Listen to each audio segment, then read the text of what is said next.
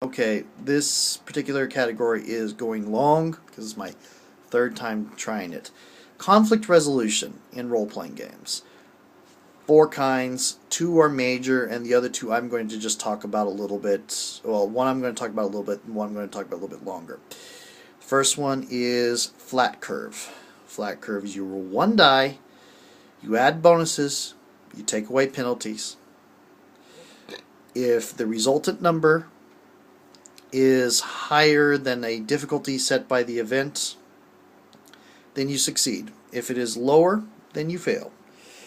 The main one that still uses a flat curve system is Dungeons and Dragons, and it uses these 20-sided dice, which is why you will sometimes hear gamers talk about, oh, it's a natural 20. And why you might see t-shirts that say, oh, yeah, I have 20s on, where everyone says, yes, they're natural.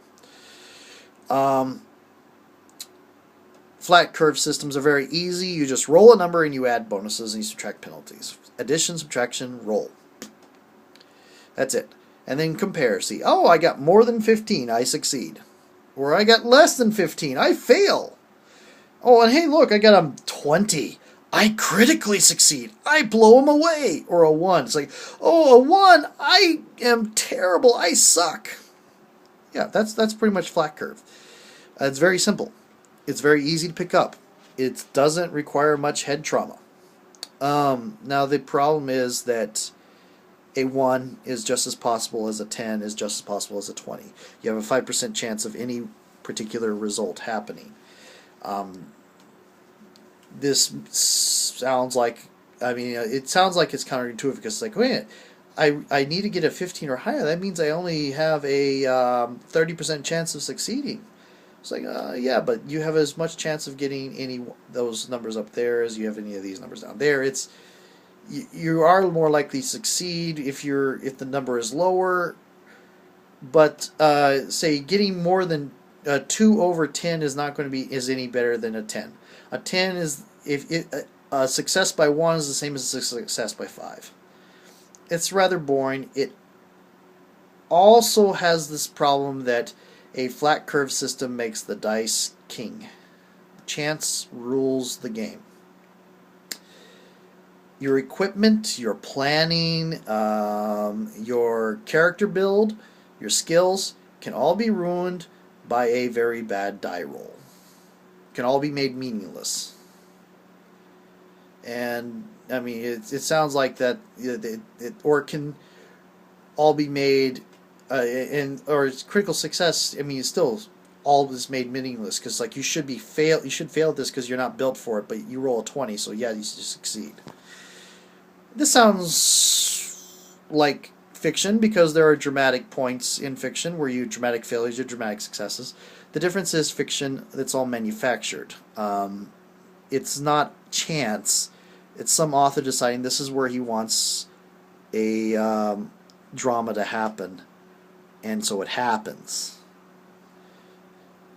And what it does in role-playing is it discourages us from role-playing our actions.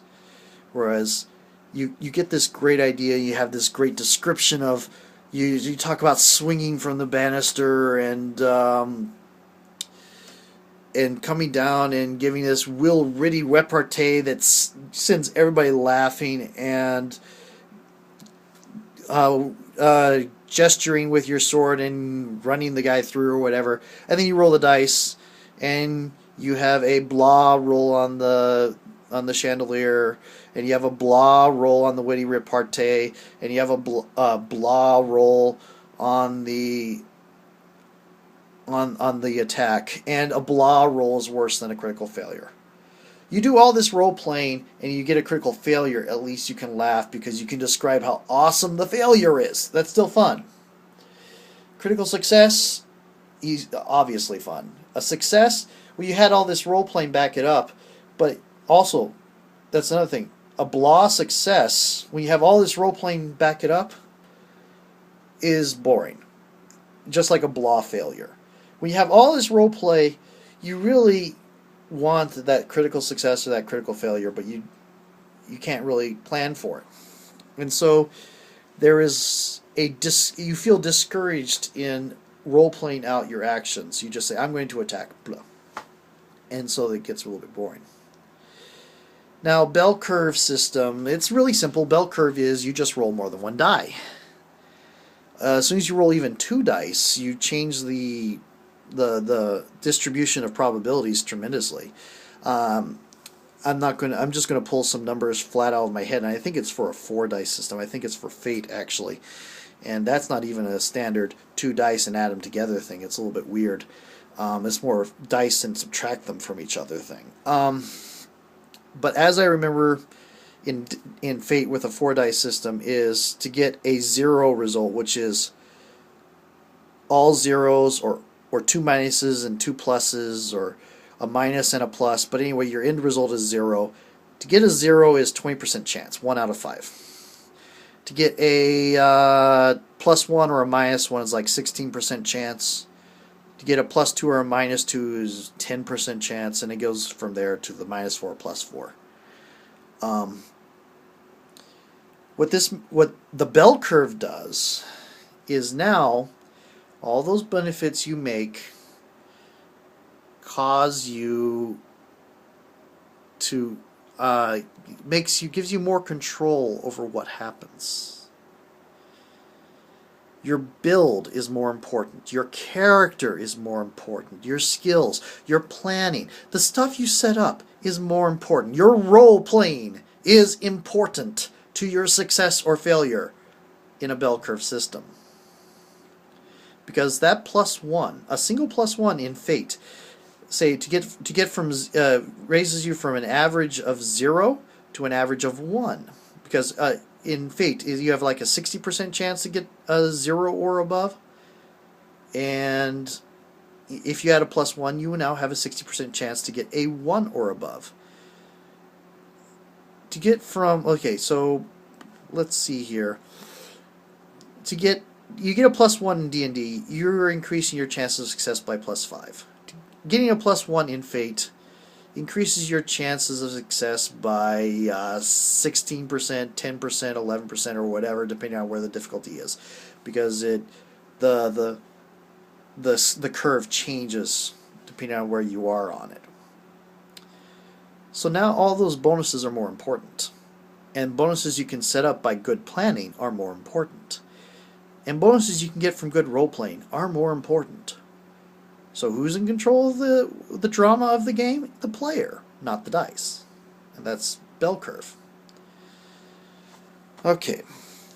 Now you have another system which I've seen experimented with in being the main system, but I've never seen it be used as the main system successfully. That's resource management. If you were going to use it as a main system, instead of having dice, you say get 10 energy stones per round or whatever, and you can bid those stones to succeed or at different actions. The GM sets a secret difficulty, say, hey, this is going to be a secret difficulty 5, and you don't know how much the difficulty is, so you bid a 3. The energy goes away, you fail at the action. Oh well. Or the secret success number is 1. And because you don't know and you think it should be a hard thing, not an easy thing, you bid 6 and now you've wasted 5.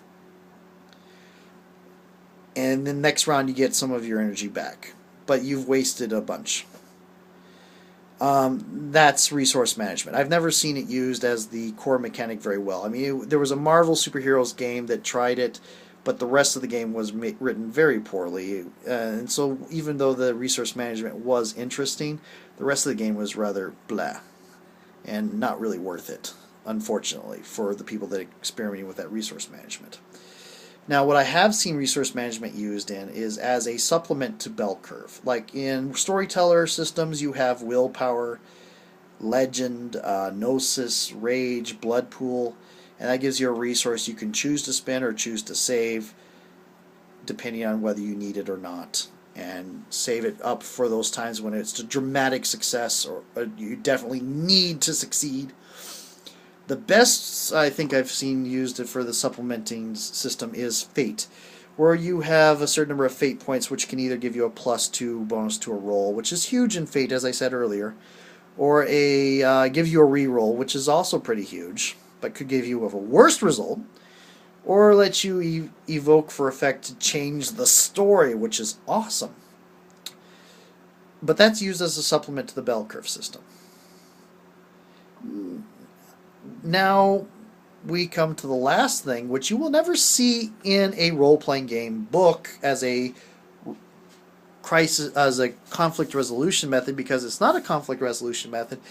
It is a lack of conflict resolution method. This is pure role-playing. It's called free form, and it's what you did as a kid when you were playing cops and robbers or cowboys and Indians with your friends.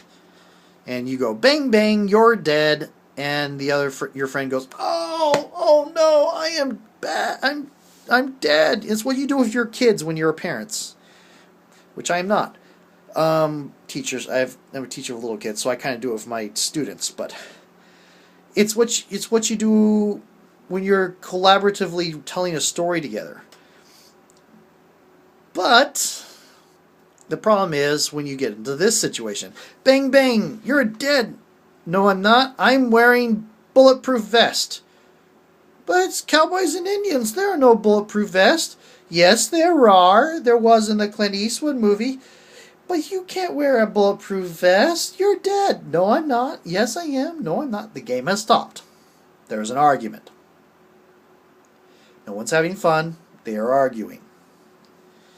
This is the problem with freeform. Now, as adults, we're a little bit more eloquent, but it still comes down to, yes, I am. No, you're not. Yes, I am. No, you're not. Or, yes, you are. No, I'm not. Yes, you are. No, I'm not. It still comes down to that. Even if the words are longer and you use more of a variety of vocabulary, you don't use the same sentence over and over again, the core of it is that. If you're excellent freeform, you don't really need it. There's also this thing. Rules give you two things. It lets you avoid that yes I am, no I'm not situation. And there's the case where you roll a good number, or because of your planning you end up with a result that is like +30 or something, and you take your enemy down from completely healthy to almost completely destroyed in one blow. And there's this emotional response of, ooh, look how cool I am. And it sounds ridiculous to people because we're not doing anything. We're sitting at a table eating cheeseburgers, rolling dice. Some of us getting really fat. But it still doesn't change the feeling. It's ridiculous, yes, but it doesn't change the feeling that dice, that roll, that awesome number, especially if we planned it and we set it up that way, makes us feel like we have accomplished something awesome. By the same token, the complete total failure gives us the same emotional connection. Of, oh my goodness, how terrible. Oh my goodness, we are invested in the game. Now, freeform can do that. But if you're awesome, freeform can do that. If you're good at freeform, you can do that. Now, you don't have to be awesome. You just have to be good at freeform. You can do that. You get that emotional investment. But what freeform can't deal with is when you have someone who isn't good because they aren't going to try very hard, or they're going to do the God moding, yes I am, no you're not thing. So you have crisis resolution.